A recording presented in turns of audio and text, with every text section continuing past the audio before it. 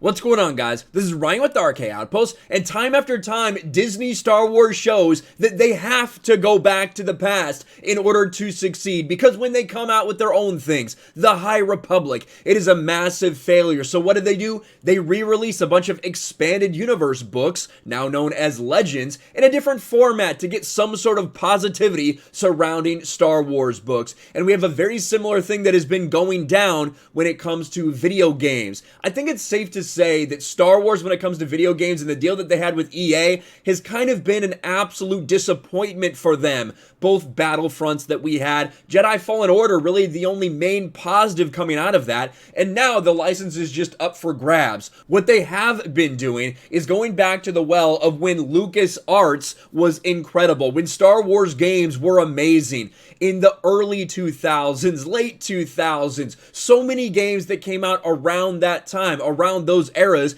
that were absolutely beloved. And yet another one is getting released today. Star Wars Republic Commando gets Switch PlayStation 4 port. Now, this news came out a little over a month ago. You can see February 24th. This is when we found out that Aspyr, who's done a lot of these ports for Star Wars, is doing another one in Republic Commando. And you can see today, are you ready to infiltrate, dominate, and annihilate? Star Wars Republic Commando is out now on PlayStation 4 and Nintendo Switch. The squad is your weapon. It's time to lead them to victory. And they put out a little 1-minute trailer, so let's watch it. Let's form up. Let's go in quietly. Whenever you're ready, sir. Trouble ahead, Commandos.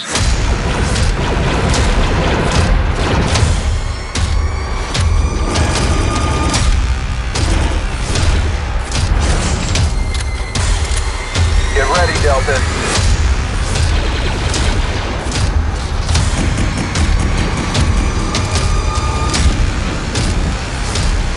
We got a spider droid here. Incoming!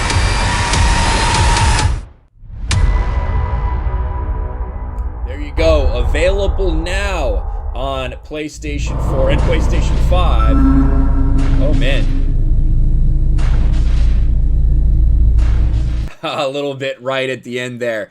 Now, they've done a lot of these with Aspyr. They've been porting a lot of these things, just reconfiguring controls a little bit, modernizing it a little bit. It's not anything great. It's not like it's great graphics or anything, but it definitely makes the game more playable on these current consoles like Switch and PlayStation 4. We saw it for Jedi Knight, Jedi Outcast. We also saw it for Jedi Knight, Jedi Academy. We saw it for Star Wars Pod Racer. A lot of these games that are beloved and people have a lot of attachment to back in the old Star Wars era, George Lucas Star Wars, back when there were so many great hits coming out. Aspyr also were the ones that did the mobile ports for Knights of the Old Republic. They are rumored to be doing some sort of Knights of the Old Republic reboot, remake. We don't really know the details, but that is the studio that is apparently behind that. This continues to be what they have to do, in my opinion. Now, I think it's a great thing that this game is going to be remade with current controls, because the control scheme is pretty dated, to be quite honest with you. I have this game on PC already.